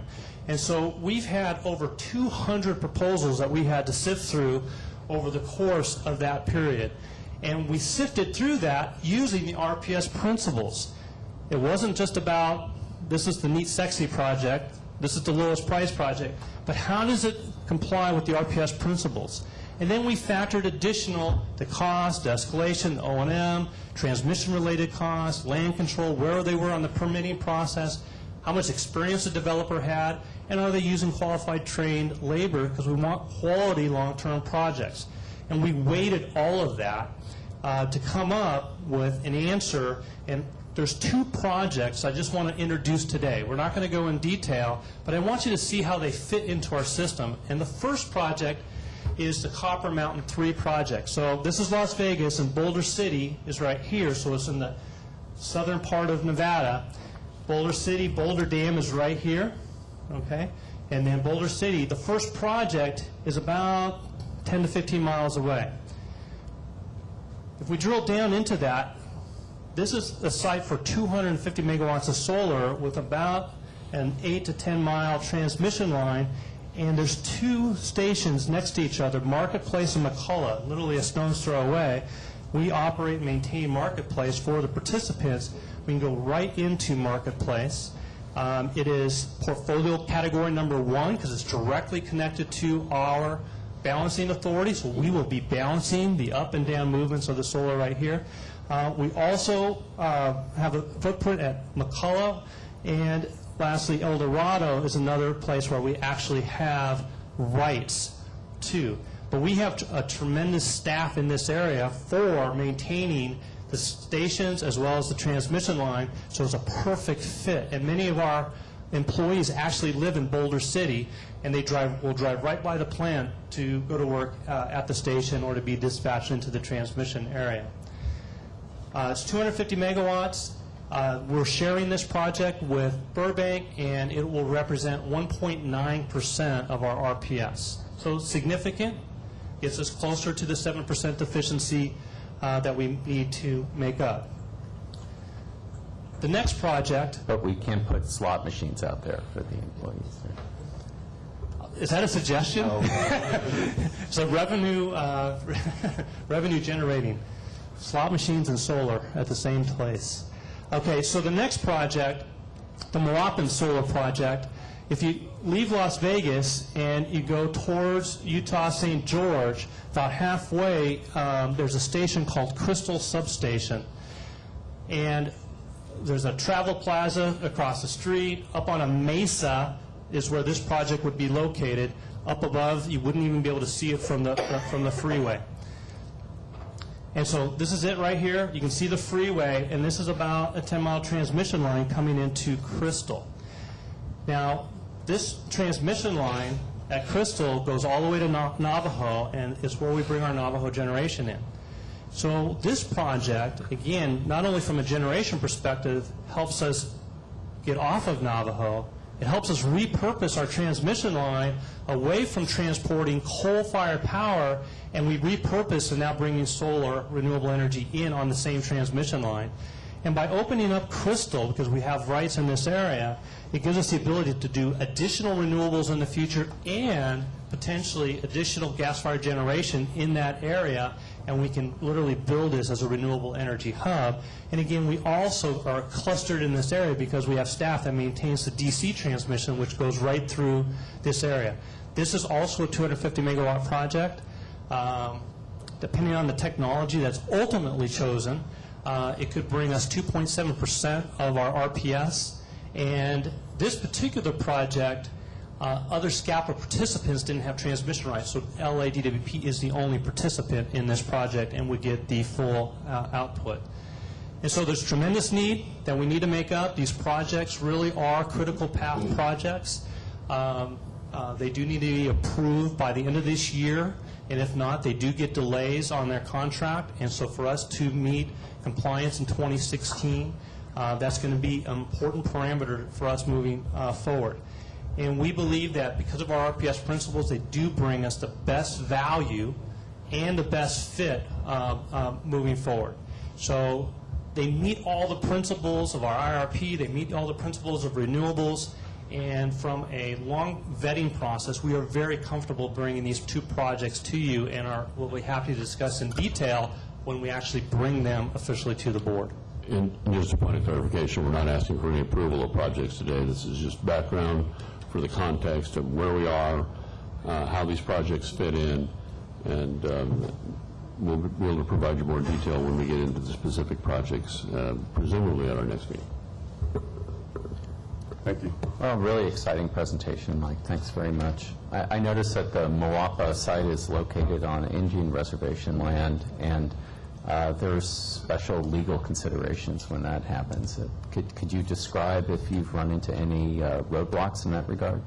I do not want to go into details on a specific project at this time, but we have really vetted the process over many, many, many, many months, and it was an important consideration. Well, I too want to thank you for the presentation. It was quite well done.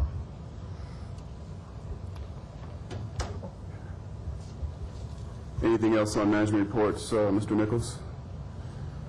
No, that's it. Great. So item 32 is closed session, so we'll have our admonition from legal. Thank you, sir. The board shall publicly report any action taken in closed session and the vote or abstention of every member present thereon in accordance with Section 54-957.1 of the California Government Code. Thank you. You want to do it in here?